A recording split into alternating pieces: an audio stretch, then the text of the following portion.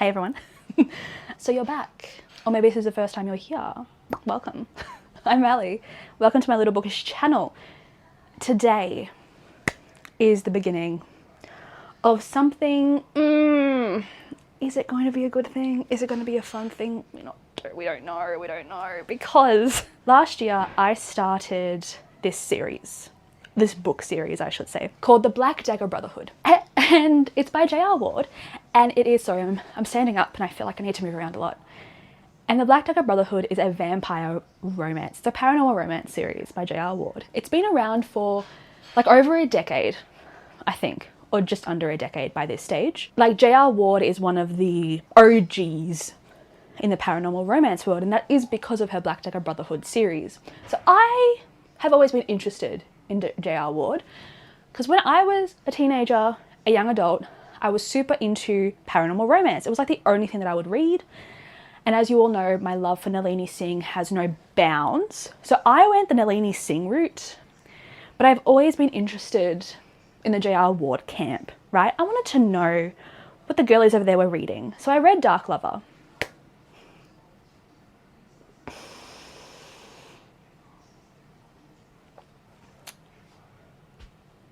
It was a book that was written, and I had a lot of opinions about it. So go to that video to hear me talk about it. But basically, it was absolute trash, but I loved reading it. It's one of those books where I really loved to hate read it because it was just so ridiculously stupid. And one of the questions that I had to myself over and over again when I was reading this book was, how can people possibly like this series? Like, unironically, with all the love in their heart, like, how can they just be like recommending these books to people? Because the fire was lit up under me again. I was scrolling on TikTok and someone on TikTok asked for recommendations for paranormal romance. And I don't remember what they had just read, but they were like, I really want some like paranormal romance, like preferably vampire. Like, if I can find the TikTok video, I will link it or put it on the screen. If I can't, I'm really sorry. And so I was like, I want to know if people have good recommendations for paranormal romances. So I clicked the comments. Someone recommended the Black Dagger Brotherhood series.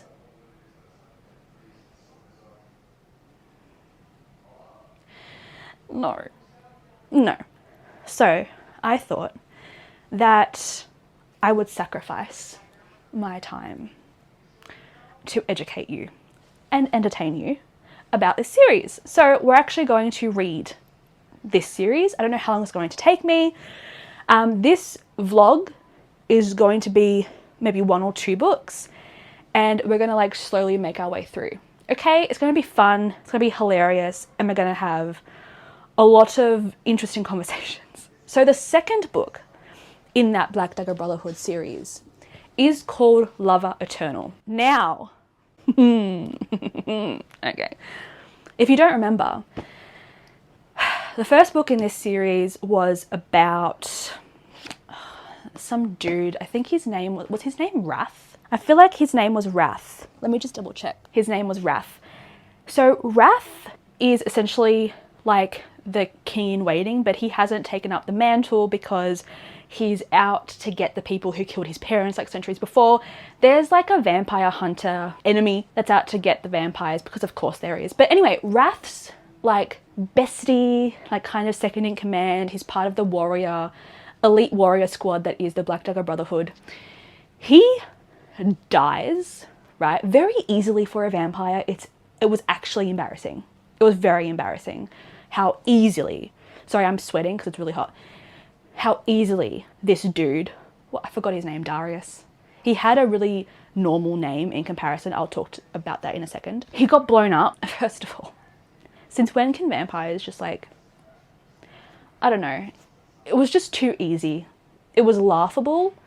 I've read such complex like paranormal romances or just like fantasy where vampires like can only die if you make sure that every part of their body is burnt down to the ash. Then you have to spread the ashes because like they can regenerate with even like the smallest bone, like just, you know, but there was nothing. He's like, oh, he just like blew up in a car bomb. And like, that's it. Anyway, he had left a daughter. This daughter never knew that he existed. He asked Wrath, can you like protect her and like talk to her and like bring her in like the vampire society, because she has no idea that she's transitioning. So in this world, like vampires are not humans, but they're human-like, and they transform into a vampire. It's like a genetic thing. It's kind of like a second puberty. And he's like, sure. And this motherfucker, instead of like, I don't know, like just like approaching her and being like, hey, what's going on?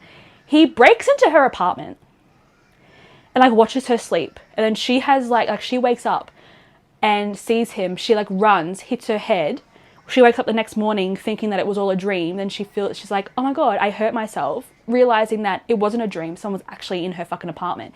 It was not romantic. Then they end up boning. Like, it's an entire thing. Please watch my rant.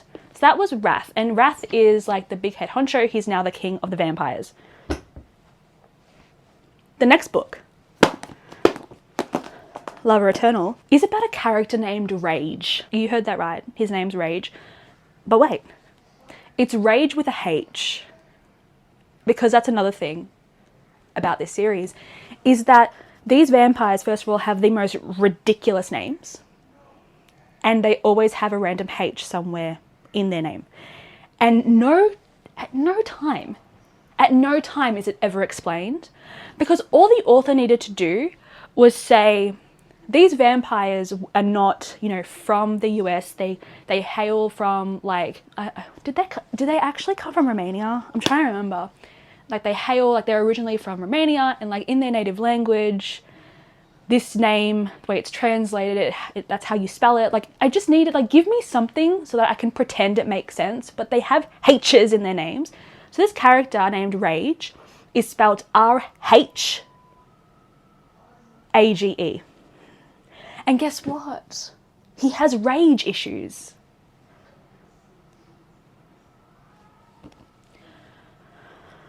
So not only does he have rage issues, he has impulse issues.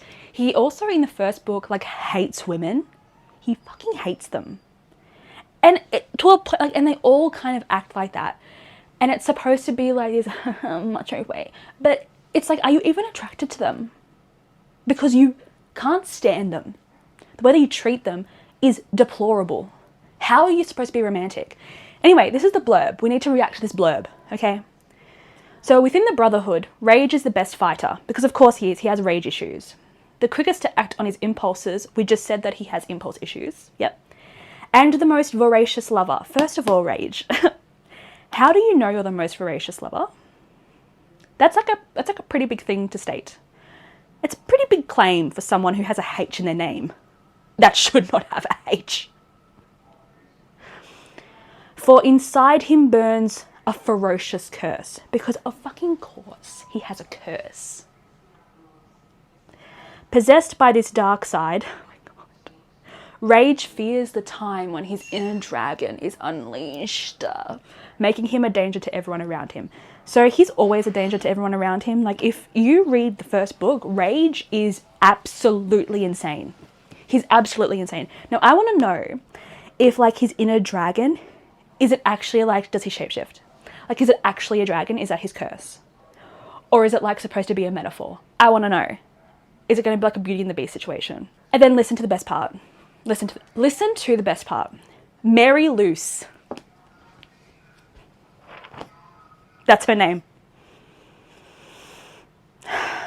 What a stupid name for a book character. I'm sorry. My mum's name is Mary. I'm just saying, Mary Luce. Just call her Mary. A survivor of many hardships. Of course she's a survivor of many hardships. Is unwittingly thrown into the vampire world and is reliant on Rage's protection. Because of course she is. That's how it works.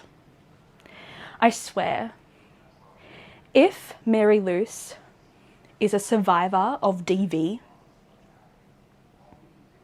and then she's thrown into a romance with a man named Rage, J.R. Ward needs to put her pen down. Okay, that's all I'm going to say. I'm just telling you right now. With a life-threatening curse of her own. Oh my fucking God. Mary is not looking for love. There never are. But when Rage's intense animal attraction, dragon attraction, you could say, turns into something more emotional, he knows that he must make Mary his alone. That doesn't sound creepy at all. I hope there's no breaking and entering in this one. And while their enemies close in, Mary fights desperately to gain life eternal with the one she loves. So she goes from not looking for love to wanting to gain life eternal with her love. In just the blurb. So this is going to be fun. We're going to do a deep dive. I'm so excited. Like, I know I talk a lot of shit, but I'm very excited. Listen to the dedication. Dedicated to you. In the beginning, we didn't hit it off, did we? But then I realized the truth about you, and I fell in love. Thank you for letting me see through your eyes and walk a while in your boots. You are just so beautiful.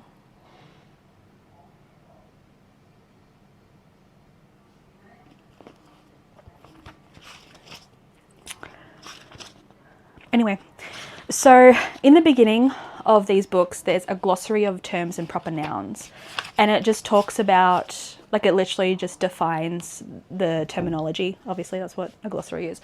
But this is what the problem is, what I found the problem to be in Dark Lover, is a lot of the world building is reliant on the glossary. That's not good writing. So we're gonna have fun. We're gonna have fun. I'm gonna talk about this to death, so be prepared.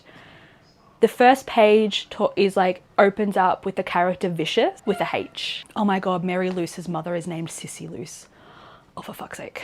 I promise I was going to update you sooner. So anyway, you know why? I've been so quickly going through this book because I've been hate reading it in the best way. And I tried to explain to my mum, I don't know why I called her mother. I tried to explain to my mum that feeling that you get when you hate something, but like at the same time love it because it's so fucking bad. And she's like, no, I've never felt that. I'm like, you are missing out on so much joy in your life. Anyway, let's just talk about Lover Eternal, bitch. I'm going to talk about the first 100 pages first because we have so much to cover. I have notes. Notes. Let's just do an overall thoughts first, and then I'll go into what the story is about, what is happening. Get ready. I should say, buckle down, babe. Like, get a tea or a coffee or some sort of beverage because I'm literally going to go into detail because you need to experience this if I'm experiencing it. Okay. So my overall thoughts. The first 100 pages was not impressive at all. It was actually quite atrocious. So just remember that in the back of your mind, okay? The writing itself is cringeworthy. And I'll talk about this more in a moment. It's cringe. I literally swallowed, I feel like I am standing in the event horizon of a black hole and the black hole is literally just gulping me up. Because if you are on the event horizon of a black hole, you will cease to exist. Like, the black hole will just go. That's how much cringe I have. I'm just like that. Like, it's so bad. There are parts that are quite problematic because I think they're written to be really sexy and like super masculine and oh my God, so romantic and sensual. It's like, babe, that's abuse. So let's talk about it. First thing that I want to discuss with you, other than the fact that there are H's in names randomly, which I'm just going to say it's a translation thing. The vampires, and I am going to talk about what this book is about. The vampires of this world separated as like civilian vampires and then like the warrior vampires, and the Black Dagger Brotherhood are the warrior vampires. So their entire purpose is to protect the civilian vampires as well as the royal family, which is like the king and his shalan, which is basically like his mate, I guess. I imagine them as some sort of like, not like kind of like a covert operations, intelligence, police. That's how I imagine them. But I'm really confused as well because they're based in the US. Does that mean that everyone in the rest of the world is also protected by them? And if so, how does that work because they're based in the US? I don't know. The world building is very strange in this, in that there is none. Like, are there ambassadors? There has to be some sort of organizational structure, right? Because if the king is based in the US of the entire vampire society, which is what I'm thinking that he is, because that's been what has been said. So I'm taking the book at face value. And the warrior class who protect all of civilian vampires and like the royal family is also based in the US. Is there other warrior camps in different parts of the world that report back to the king and to like the commander of the Black Dagger Brotherhood? Who's Torment. His name is Torment, the commander, with a H. Like, I want to know. That's the kind of shit that I want to know. J.R. Ward, can you please explain? Actually, I'm not going to say that because she might explain. This is like a 20-book series or something. So there's that. It is a translation thing. So because there's civilian and warrior vampires transition. So they're not human, but they're born. I'm really confused. Honestly, it really does confuse me because so you can have like full-blooded vampires born of a full-blooded vampires, but the only full-blooded vampire is the king. And it's like, but aren't you all born as human and then transition into a vampire? Like, that's something that I got really confused about. And I'm hoping that I learn more about it. Maybe I'm just very unintelligent. Maybe J.R. Ward is just a genius and I'm just not understanding, which is most likely the case. You know what? Because I'm not well versed in the paranormal romance. I used to be, but I'm not anymore. I could be learning something. Anyway, so when you transition into a vampire, a lot of the times, maybe, I'm just saying that, possibly, when you're transitioning into a vampire that is going to be classed as a warrior vampire, because they're like a different breed, you have dreams, and I'm guessing these dreams are given to these soon-to-be vampires via the scribe queen, or the scribe virgin, sorry. The scribe virgin is the goddess of the vampires. Her name is like something ridiculously simple, like Susan or something. It's hilarious. And I'm like, if you're going to be a goddess, why the fuck would you name yourself that? Like, it was just so stupid. Anyway, she's a scribe virgin, because virginity is somehow incredibly important in this fucking universe, and I don't know why they haven't explained. Anyway, so I'm guessing these dreams are given to these soon-to-be vampires by the scribe virgin, because that's the only thing that makes sense.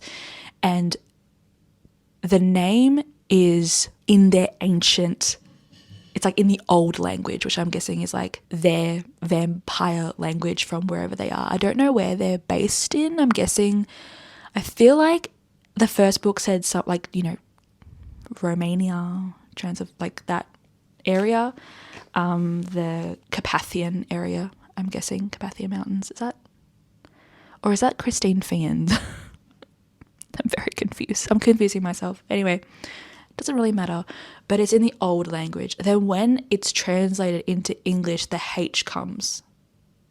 So I think it's a translation thing, but they haven't necessarily talked about it. And it's really frustrating because why? Just what? There's a character named Fury with a PH.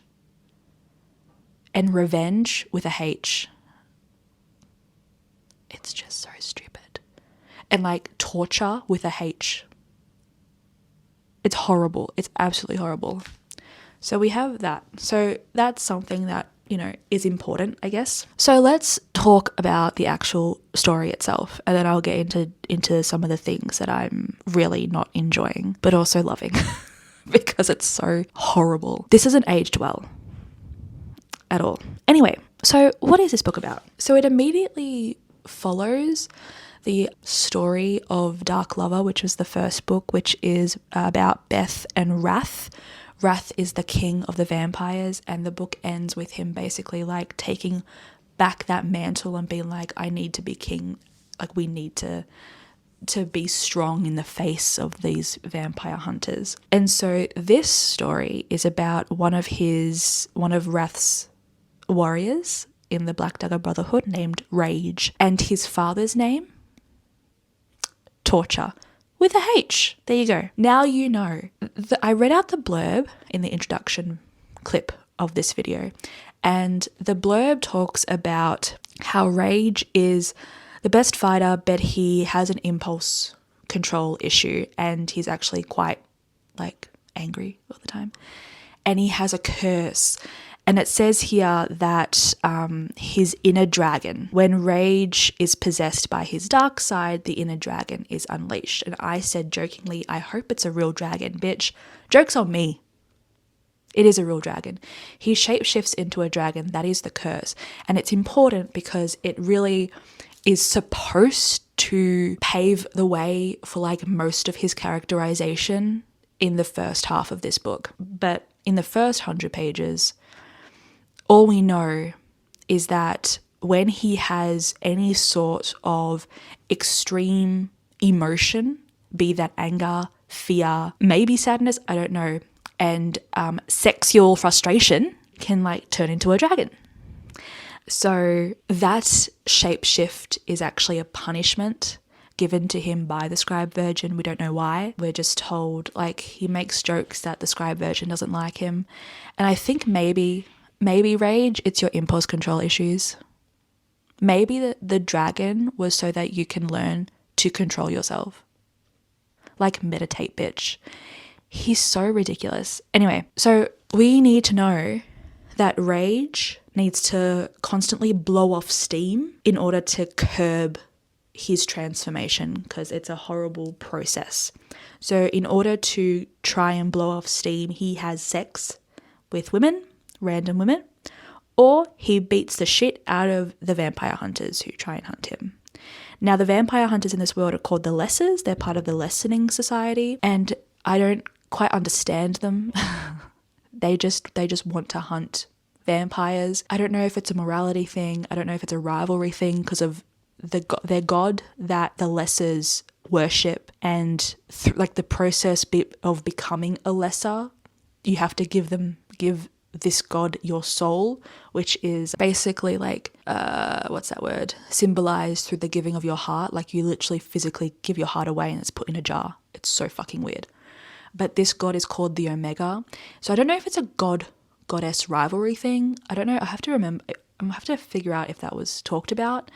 But these Lessers, they're not human at all. So I don't understand why they hate vampires. I feel like it's just really weird. Anyway, so that's what Rage does to curb the transformation. Now, he could, like, I don't know, go to the gym or like box or meditate, journal. I feel like there are easier ways to regulate yourself. Like, he feels sometimes like a child who doesn't understand what being a healthy adult means. Like, some of the way that he reacts to things, he like storms away, and like, I'm just like, you're an adult. Like, you're literally hundreds of years old. Get over yourself. So that's that. Then we're introduced to a character named Mary Luce. Now, Mary Luce, she has her good days and bad days. Like, I like her, and then I'm like, you're so annoying. But I think she's better than the woman protagonist in the first book. I think she's slightly better. Anyway, in the blurb, it says that Mary Luce is a survivor of many hardships and that she has a life-threatening curse of her own. Now, when I read that, I thought, it's paranormal. Like, it has to be something supernatural, right? That's what you kind of get. You have this vibe, like, oh, what's a curse? Like, what curse could it be? Does she also turn into a dragon? Which could have been an interesting scenario, actually. No, it's cancer. And I'm just like, that is such a weird and strange way of describing it on a blurb, because the vibe of the blurb is like not that. Is really strange. Mary Luce has fought cancer, leukemia, before. Her mother, I'm pretty sure, died of leukemia. And we are introduced to Mary Luce when she gets a phone call from her doctors saying, you need to come in. And she's like, fuck, it's back. And that's basically the scenario. She works, and I forgot what she does as a work. I think she's in admin, but she volunteers her time at a suicide prevention hotline because she used to use that. And when she like went through everything, she's like, I'm going to volunteer my time, blah, blah, blah. What we know about Mary Luce is that she's a very empathetic individual, and she is so terrified of her cancer being back, understandably. There are times when I think J.R. Ward doesn't necessarily write that well, but at the same time, I think she was trying, and I have to give her like hats off, really trying. I think when Mary Luce talks about her experience with cancer and it being back, it is something that you go, oh fuck, like you feel it. So I think like there are parts that I don't think are written well, but others I think the author tried, and that's all you want, right? But again, look at reviews because just in case. Anyway, I'm talking too much, but you have to understand how ridiculous this book is. But at the suicide prevention center, she's been getting calls, just like the caller specifically waits for her to be at work, and they could never figure out how he knew this or they knew this. At the time, they didn't know who it was, but this caller would just call and like breathe on the phone and then hang up, just like wait, like just listening to Mary's voice. And when I first heard that, I'm like, oh my God, don't tell me it's rage. It wasn't, thank God. But it was this boy who's not like, he's not a boy, he's like 25, who lives across the street from where Mary Luce works. And I think the first time he called the prevention center, he legitimately did it because he needed help. And I think Mary was the one who answered the phone. And Mary's been told previously by her mother and by other people that she has quite a calming voice. He lives across the street, so he knew when Mary Luce was going to be working. So that was that. But when we start the book and Mary Luce goes to work there, when she comes home, there's a person in her backyard. And this person is the man who was calling her, and his name is John Matthew, and he is mute, and he communicates through sign language, and he's kind of a sweetheart. He really is. Don't know how, like, everyone was just like showing up in her backyard, so I'm guessing there's a way from the front just to go in, get a gate, invest in a fence. So strange. Now, John Matthew and Mary hit it off, like, because Mary knows sign language. Mary previously was basically like I don't know if she was a support person in classrooms or in hospitals, but she mainly worked with people on the autism spectrum. So she, according to her, she used sign language as a way to communicate with her patients. Anyway, then her neighbour comes over, and her neighbour is Bella, and lo and behold, she's a vampire. But obviously Mary doesn't know, but we as the reader know because it's so fucking obvious. Bella realises that John Matthew is transitioning into a vampire. And now, I don't know if you remember, but in this world, for some fucking reason, when a person transitions from whatever to vampire, you need to be helped through your transition by a person of the opposite sex.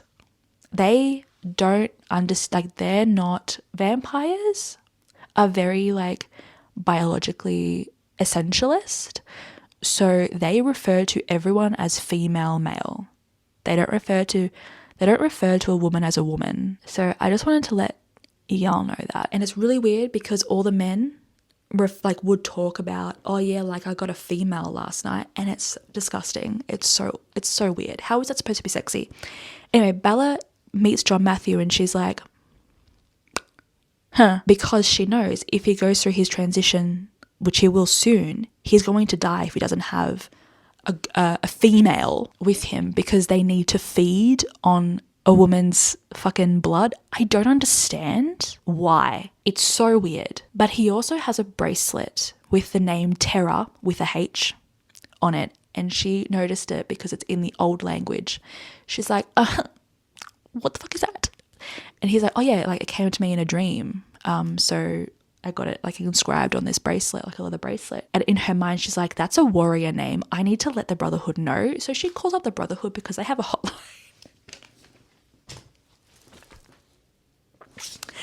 They literally have a phone number. I don't think a lot of people know about this phone number, but it exists, which I think is the most hilarious fucking thing.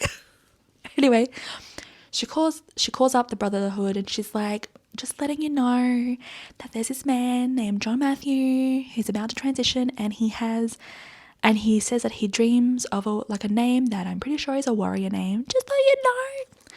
Mind you, Bella's brother, his name is Revenge with a H. So is Revenge a warrior name? Is he part of the warrior class? I need to know. So she doesn't expect them to call back, but they call back in minutes. So they must be just like staring at the phone, like waiting for someone to call them.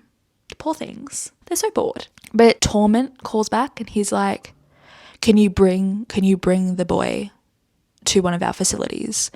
She's like, yeah, but he needs his interpreter with him because does anyone like speak sign language? Communicate in sign language, sorry. He's like, no, first of all, can I just say something? I need to rant about this. The first 100-page update is going to be long. I'm just warning you. So these vampires are like hundreds of years old. You're telling me they didn't learn any language other than English? You're telling me that not one of these motherfucking vampires knows sign language? They're so boring. These vampires. What have you done with your life that you didn't even learn another language? You've had hundreds of years to experience life. You're telling me all you do is like, what? Hope that they're vampire hunters? Dabash? Go to school. Learn a trade. Like, volunteer. Like, do something. Anyway, so Bella's like, my neighbor knows sign language. Like, she has to come. And they're like, sure, like don't tell them what we're blah, blah, blah. No one can know we're vampires. So Bella's like, so John Matthew, I know someone who's like into martial arts. And he, like their facility is like down the road or whatever. I can totally like get you guys to meet up. And John Matthew's like, okay, like that sounds cool, because John Matthew is, a small guy. And again, very problematic when talking about what it means to be masculine and like how to present as masculine. When we went into his perspective, he was talking about like how he's like really like small and weak and feminine, and he's like disgusting and he's not a man, he's unmanly. I'm like, whoa, calm down, babe. Like, I feel sorry for these vampires, right? I feel really sorry for these vampires. They're creating their own very toxic masculine environment that at the end of the day only hurts themselves. So Bella's like, cool, we're meeting them at 9:00 at night. I think at that point, Mary Luce should have been like, oh, what? And she kind of does on the inside. She's like, that's fucking weird. But she kind of like goes with it because John Matthew's really excited. Anyway, she goes to this facility the next night or whenever it was with Bella and with John Matthew, and they go into a room and they're basically interrogated. like legitimately, Torment comes and starts asking questions of John Matthew. Bella is kicked out. And let's just talk about Bella for a second and then we'll go back to Mary Luce. Now, I had to write this down. Bella was kicked out of the room, which I don't know why that was necessary. It wasn't like it was a confidential situation, but she was kicked out of the room. And instead of just like staying there, now she knows that these vampires, are warriors. They're the warrior class. Everything about them is quite secret. And it's meant to be that way to protect them. So she's in their facility. Do you think she just stands there? No, she's like, I want to walk around. Why the fuck would you do that? Why would you? Anyway, she starts walking around and then she hears like a thumping sound. And she goes to a room that's like one of their gyms, and there's a vampire bashing like a punching bag, like punching the punching bag. Now this motherfucker ends his set of punching. I don't know what this is. by grabbing a knife and what's that word? Puncturing the bloody boxing bag and like slices it open and all the sand falls out because that's freaking normal. Anyway, he obviously knows that she's there, so he turns around and his name is Zadist with a Z, and he's the one that we're introduced in Dark Lover. He's the one that hates everyone and everything, and I don't understand how he's in the Black Dagger Brotherhood, because sometimes it feels like none of the other brothers trust him with anyone. Wrath, in the first book, Wrath told Beth, like, he warned her about Zadist, and Rage did the same thing. Like, afterwards, Rage does the same thing, and like, he can't be trusted around women, which, like, that's a fucking red flag. Anyway, so obviously he turns around and he's just like not happy, because he never is, and he's incredibly traumatized. He was enslaved at one point in his life. I feel like it was from another vampire. I feel like it was maybe he was sold into slavery by his parents. I'm not too sure what happened there. I'm pretty sure we're going to get his book soon. But he's incredibly traumatized and he's incredibly scarred. And it's horrible, obviously. But that doesn't excuse his behavior to innocent women and just like innocent people in general. So Bella is standing there and he starts walking towards her with a knife in his hand, and she like backs into a wall. She was right next to the fucking door. She could have just left, but she backs into the wall. What am I saying? And Zadist cages her in. Mind you, the knife is still in his hand, and she's like apologizing, and he's like, you need to show me that you're sorry. And she's like, I'm sorry, like, yeah, like what can I do? Like, you know, stuttering and just like scared. But also, J.R. Ward made sure to let us know that Bella was scared, but also possibly aroused. It was horrible. Like, it was literally traumatizing. I wrote in my reading journal, the Zeta scene was traumatizing. That's all I said. And she's like, how can I apologize? Like, what do you want me to do? He's like, get on your knees. And this bitch was like, oh my God, I'm so terrified, but like, it's not sexy. It's not sexy. That's not romantic. That's not sexy. He's not being how is that what you want in a man? Like, it's absolutely deplorable. And then she gets saved by another brother. I think it was Torment, who like comes running in and like makes sure that she's okay, and like he tells Zeta stuff. Like, that's not good. I don't know how he's supposed to be redeemed. He treats people horribly. Anyway, back to Mary Luce. So Mary Luce leaves the room because I think Tor is doing something with John Matthew. And so she hears someone like stumbling down the corridor. Now, Rage had just, like, the day before, he'd made the transformation into a dragon when fighting some of those vampire hunters. And so in the aftermath of transitioning back into a vampire, into his like body, the rest of his senses takes a bit to reset. So he's very, like, his eyesight's not good, his hearing, like his taste, like he's just everywhere, and he wanted to go to the gym. Whatever. Anyway, so he feels someone staring at him. So he grabs the person that he knows is standing in the doorway, because he can feel them. And he's a vampire, so he already has enhanced everything, even though, so like him not being able to see and him not hearing properly is like normal human, like, you know, it's still quite enhanced anyway. But he grabs Mary Luce by the neck and slams her against the wall. Let me repeat that.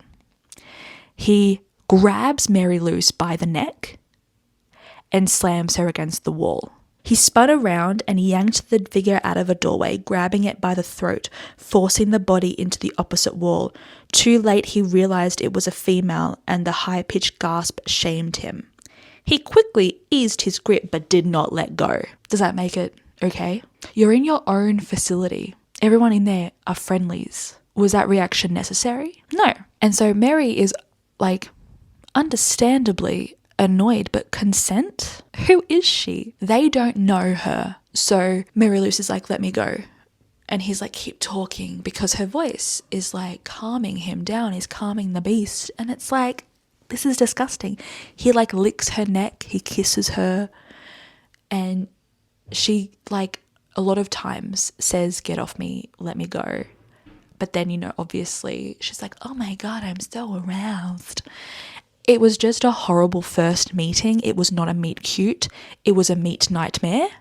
Okay. And then Rage gets told off again by another brother and lets Mary Luce go but obviously before she's able to go, she gets her memories wiped, because these vampires can wipe memories. And this isn't the last time he does this. It's just really not good. Anyway, the next day, Rage calls up Bella and he's like, Bella, I want you to set up a date between me and Mary Luce. And Bella's like, why? He's like, just do it. And Bella's like, is she going to be safe? And he's like, of course. Blah, blah, blah. He's like, but if you don't, I'll just break into her place. That's what he said. So Bella's like, sure, I'll set up a date. Again, this is supposed to be sexy because he wants her so much. So they go on the date. Mary Luce is like, what is this man who is so beautiful? We get told that Rage is beautiful, like over and over and over and over and over and over and over again, that it gets kind of annoying. And we're told that Mary Luce is just like an average looking woman, okay? Just to emphasize like how beautiful this man is, that he could have anyone. So she's like, what the fuck are you doing with me? I am nothing in comparison to you, which I think was really horrible. And he's like, no, I really want to be with you. Like, I really want to do this. I think you're gorgeous. She doesn't believe him. They go on a walk instead of going to the they go into the restaurant, and like, it's fine. I think they make out for a bit. Mary Luce is like, I don't know what he wants with me, blah, blah, blah. But Rage is like, oh my God. It's just so bad. I'm reading this out and it's just so bad. My brother's here. And I just want to tell you that the dialogue is so horrible.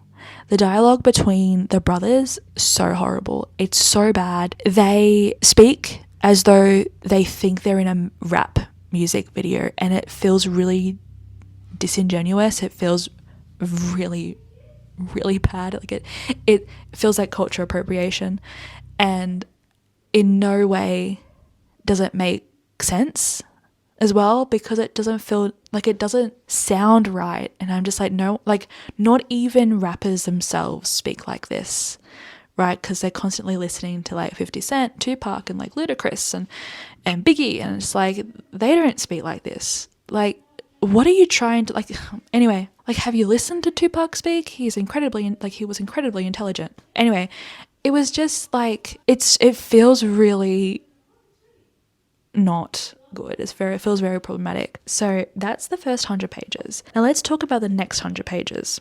So the next 100 pages is when Mary goes on another date with Rage. And mind you, she doesn't know his name is Rage. He calls himself Hal. He tells her about his name a bit later on.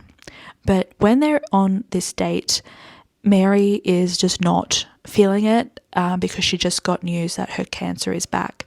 So understandably, she doesn't want to really go to a restaurant. So they go on a walk, and then they're attacked by vampire hunters, the Lessers. And so Rage kills them because they were going to kill her. Mary reacts really strangely. She runs away, and he's like, get away from me. And then she doesn't quite understand that, like, she was literally about to be killed. Like, a vampire hunter grabbed her and had her by, like, knife to her throat. Like, she would have died. But she's like, get away from me. I don't know who you are. And then Rage wipes her memory. And then he drives her home because she obviously doesn't remember anything. She's just like, oh, like, what happened? Then he starts panicking because he realizes that he let one of the vampire hunters go. So they have her handbag and they have her wallet and ID, so they know where she lives. And all they know is that there was this woman seen with a black dagger brotherhood warrior vampire. So they're obviously going to be after him and after her. So he calls up Wrath and he's like, this is the situation. I'm bringing her with us, like with me to the estate, because they all live in one huge mansion. But because he doesn't hear anything back, he stays at her house for the night and kind of like watches over her. But he doesn't obviously tell her any of this. But then what happens is the next day, because he's sleeping on the floor and she's sleeping on the couch, the next day, like all the blinds are open, so the sun directly onto him, and he yells out. Mary wakes up, he's burnt because he's a vampire and sunlight hurts. And she's like, what the fuck is going on? And then she realized that he has fangs. So that's how he tells her that he's a vampire. And he's like, do you have ice cream? She's like, sure. Not understanding. He uses the ice cream to help the burns, and he heals quite quickly. And he's like, I need to take you to my estate because this is what happened yesterday. And she's like, that I don't remember that. He's like, oops. He's like, yeah, you don't remember because I took your memories, but here you are, they're back, because he doesn't take them, he hides them or something. So he's like, there you go, do you remember now? And also, we made out in the hallway at the facility. So she's a bit shaken and a bit weirded out, but they go to the estate. The brothers are not happy. They're not happy with him because he's brought a human with him, but he's like, this is my mate, I love her. Even though he's known her for maybe like a week. And if she was a vampire, she'd be my Shallan, which is mate. And everyone's like, mate, are you okay? He's like, just let her stay here. But he gets punished because he didn't abide by the commands of his commander, because Torment told him to wipe her memories and like never see her again because she's a human. And he didn't do that because he's obsessed with her. She stays with them. He gets whipped by the brotherhood per the instructions of the scribe virgin for defying orders. So, like, it's fucking weird. It's so fucking weird. Like, it doesn't make sense at all. And then he realizes that he can't have sex with her because if he does that, he'll turn into a dragon, so he has to stop. And she understandably is upset, and he goes out and has sex with another person, like another female, another woman. And she's understandably upset. When he comes home, she's so angry that they have hate sex. And then she feels horrible because she felt like she used him. And so she ends up apologizing to him. And it's like, no, babe. No. Because he's been... like, it's just a really weird, like, relationship dynamic in the beginning, because he's constantly wanting to take. And he's like, I'm obsessed with you. Like, I want to be with you. And she's like, oh, I don't know how you can be with me. Like, I've got cancer. Like, I don't know what's going to happen. And, like, she understandably has a bit of misgivings. But according to him, like, you know, so she's angry. And she has a point to be angry. It's like, babe, just go in the shower, rub one out. Like, it's so stupid. He didn't have to do that. But I guess they didn't really talk about exclusivity, I guess, technically. But then he like tells her he loves her. It's just really bad. It's really, really bad. The smut scenes, the explicit scenes are so badly written. They're so badly written that I actually wrote inside like disgusting, because it's just so bad. It's so badly written. When she doesn't do what he wants or doesn't react in the way that he wants, he basically becomes a child and storms out. And it's funny because the way that she's treating him, not really treating him, but kind of treating him, yeah, is the way that he's treated women his entire life. And so he gets upset, the poor baby. But she's like, this doesn't make sense. It's annoying, yes, but at the same time, I don't like Rage. I don't like him. I really don't like him. They have stupid fights, but also you can kind of understand Mary. Rage is just so strange, and he's not a good romance lead at all. I don't understand what J.R. Ward was thinking when writing his character. Now, I have, I think, 100 pages to go. I'm on chapter 33. So what I want to just see is that there was this section here Yeah. So he wanted her to stay with him at the estate and just like stay with him. And she's like, but I'm dying, and I've got, not dying, but like I've got cancer.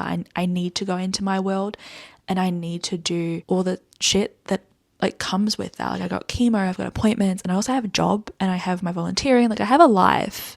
I can't just stay here. And he gets angry. He gets really angry. She's like, this isn't going anywhere because I'm a human and my days are numbered. And he's like, why did you care that I'd been with someone else then? Because you treated her like shit, that's why. It's about respect, babe. And then he starts basically throwing a tantrum and calling, like basically implying a lot of shit about how she used him and how she used her anger after that night to like have sex with him, and that she kind of dominated the situation and like used him. And he kind of talks about it in a derogatory way to make her feel like shit. And then he's like, you just want to go out into the world? And she's like, yeah, to be sick. I'm leaving to go to be sick. I'm going to the doctor's tomorrow. There isn't some huge party for me when I get home. And he's like, do you think I'm so unworthy that I cannot attend you? And he's like, well, you're not, let me attend you in your illness. And she's like, why would you want to do that? So I feel like she has an understandable reaction because he just told her he loved her. But mind you, they've known each other for not even a week. And he went from doing sexy stuff with her to stopping because of the dragon, but he doesn't really tell her about the dragon. So she doesn't know why he's stopping. And he then goes and leaves and has sex with someone else and leaves her in his room feeling like absolute shit. So like she has a point because like historically he's kind of, the dynamic of the relationship is quite weird.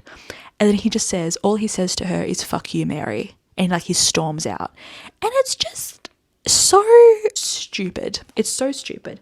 So that's the update for the first 100 pages and then the next 100 pages. So in total, the first 200 pages of the novel. Actually, no, the first 300 pages of the novel, sorry.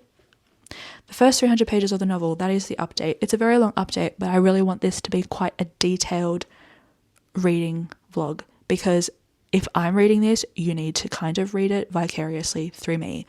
I am going to finish this book today, and then tomorrow I'm going to give you my final thoughts pertaining to Lover Eternal. All I can say is that this is horrible, and I feel like it's worse than Dark Lover, and I did not think that would be possible. But the only good, not really good thing, I think Mary Luce is slightly better. Is a slightly better protagonist than Beth from Dark Lover. So there is that. I forgot there was a scene because after the punishment that Rage was given by the rest of the brothers, it's like a ceremonial ritual of being whipped, and it was prescribed by the scribe virgin as a punishment. He's obviously very not well, like he's bleeding and bloody, and Zadist has a quite a intense reaction to it because he didn't want to do it because he himself was whipped when he was enslaved and he's been tortured. And so he comes to Rage's bedroom and Mary's there, and Mary and Sadist have a bit of a moment, and you're supposed to see like the human, well not human, but like a soul inside of Zadist, and you're supposed to, I think, empathize with him and feel like he is redeeming himself. And he calls Mary extraordinary because she said sorry for not being polite or something like that, and he's like, oh, you're quite extraordinary.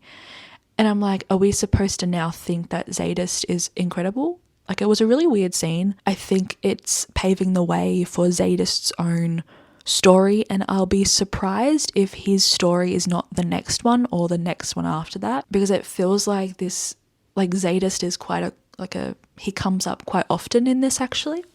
But yeah, that's all I wanted to say, and I'll give you the final update in a few seconds for you, but it's going to be a few hours for me. Just had a thought. I am really close to finishing. Do you think Mary's cancer is a result of a transition into vampire gone wrong? Do you think maybe that could be it? Because I'm trying to figure out, like, they haven't even discussed the option of her becoming a vampire.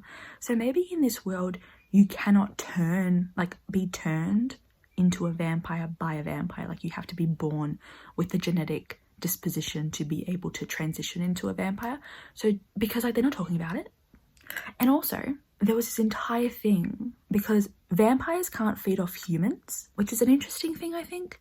They can feed off humans, but they have to feed every single day because human blood is so weak.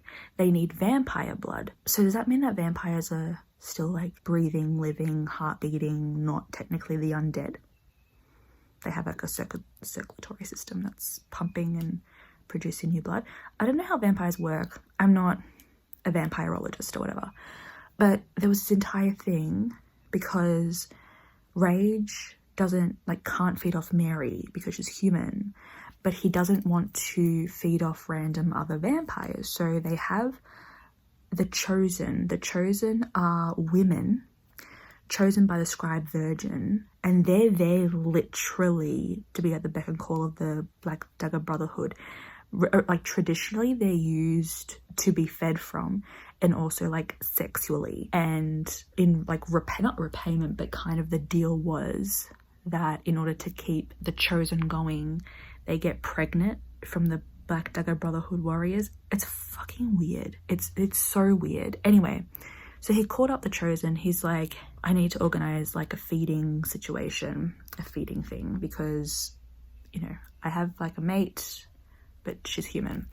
And so this woman comes, Layla, I think her name was, and Layla assumed that it was going to be not just a feeding, if you get my drift. And then Rage is like, no, only feeding and only from the wrist. And it was like this huge thing, and Rage was like feeling so guilty and blah, blah, blah. I'm just like, if it's that bad, there's a doctor. His name's Havers.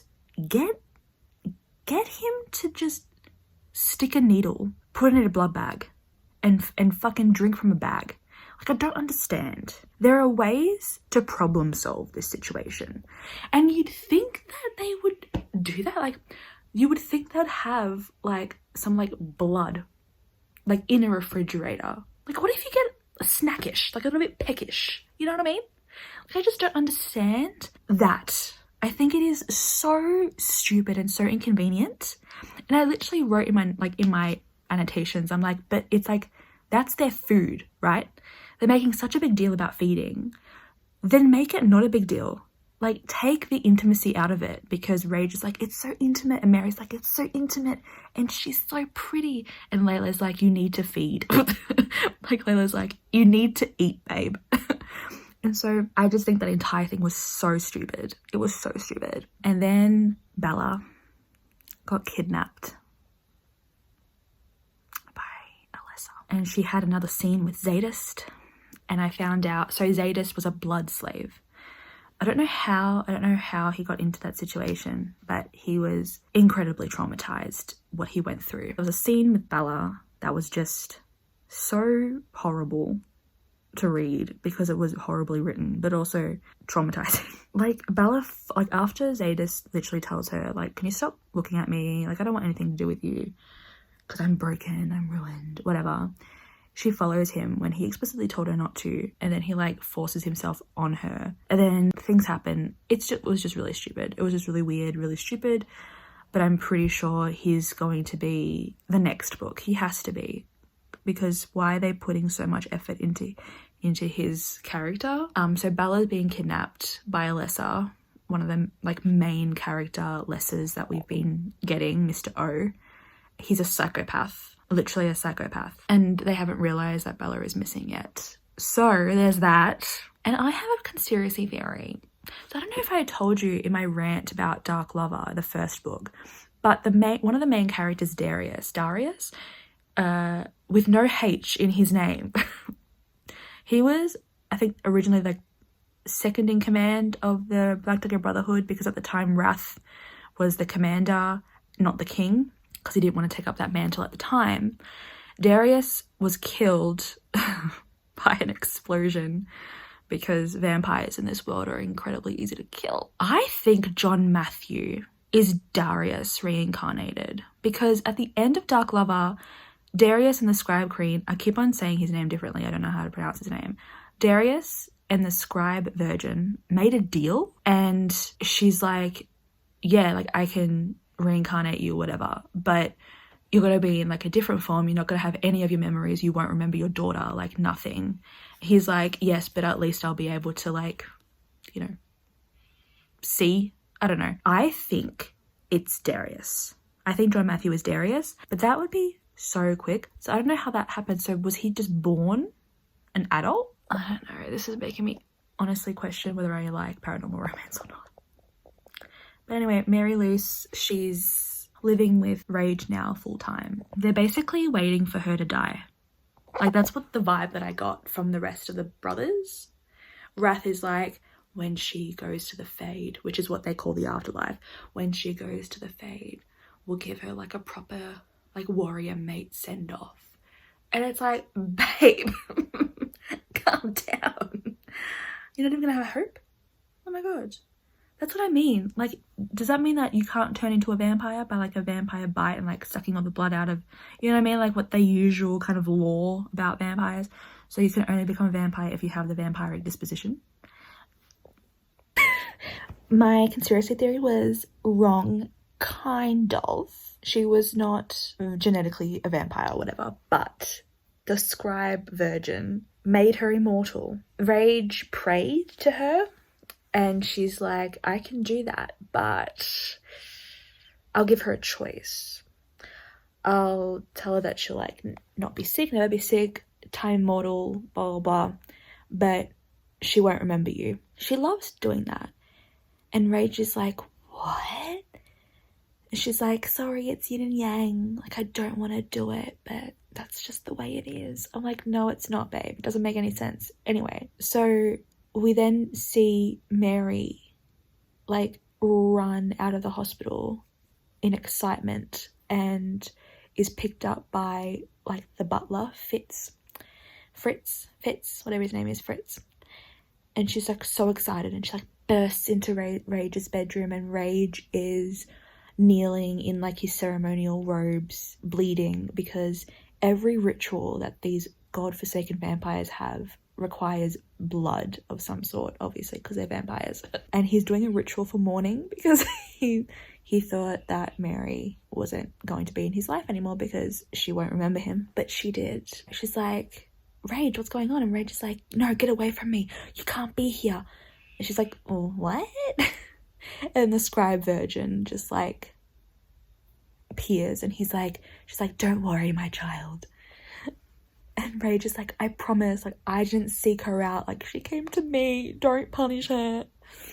Because the deal was, like, you can't go and find her. You can't, like, make her fall back in love with you or whatever, or else she'll die. Rage is like, I'm really confused. And Mary's like, I'm also confused. You were in my dream. Who are you? And the Scribe Virgin's like, you didn't tell me that she was infertile. And Rage is like, oh, I didn't know. And Mary's like, yeah, because of like, you know, all the chemo and stuff. And the Scribe Virgin was like,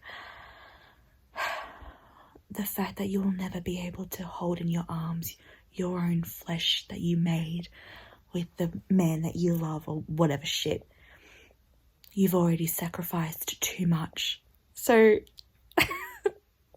it was so stupid. It was so weird. It was so weird. But she's like, you've like gone through too much. That's a sacrifice that like, that'll do it. You have an immortal lifespan until you choose to die, basically. And she like pieced out. And Mary's like, yeah, like they did the blood tests and there was like some sort of like electrical surge in the machines that was like taking out her blood or whatever. And she's like completely cancer free. That's how it ended. That's how the book ended. Mind you, Bella is still kidnapped by the Lessers. She's still with the Lessers. She's still being tortured with the Lessers. The book just finishes. Like, she hasn't even been rescued. I can't stop laughing. So I read, there's like a little, what's it called? A chapter, exclusive sneak preview of the first chapter of the next book called Lover Awakened. And it just like 12 hours after having been rescued. We don't even get to see the rescue operation. It was so funny. The last time we kind of talk about it is like the chapter-ish before, when Zadist and Butch decide to like go together to like find Bella, and then like that's it. So I just thought it was so funny. I'm just like, go, like, why would you finish the story then? Just extend it one more chapter, and then so we can see Bella being bloody rescued. Like, come on. It's so stupid. Anyway, I finished this stupid book. I finished this book, and honestly, I had a good time. It was shit, but I had a good time. 2 stars, but it hit the spot for some reason. I think because I really enjoy reading it and then going like, what the fuck? I don't know. But I finished it. 2 stars. But in saying that, I do think there were aspects of this that were better than Dark Lover. So like, I'm really interested to get up to date with this series and like see if she's writing like right now the same, because like she can't be. Like, this series has such a high rating on Goodreads. Such a high rating. I was going to read Lover Awakened for this reading vlog, but no. We're not going to do that. First of all, this is already incredibly long because I want it to be detailed, because I want to be able to go back to this as like a record of my thoughts and feelings, and I just think having 2 would just make this too long, and I don't want to rush. So I don't know when, maybe next month. Knowing me, it'll most likely be next month. I'm going to do another one of these reading vlogs where I read one of these books. The next book is definitely about Zadist and Bella. It's gonna be so fucked. Oh my god. Yeah, okay. I'll talk to you soon.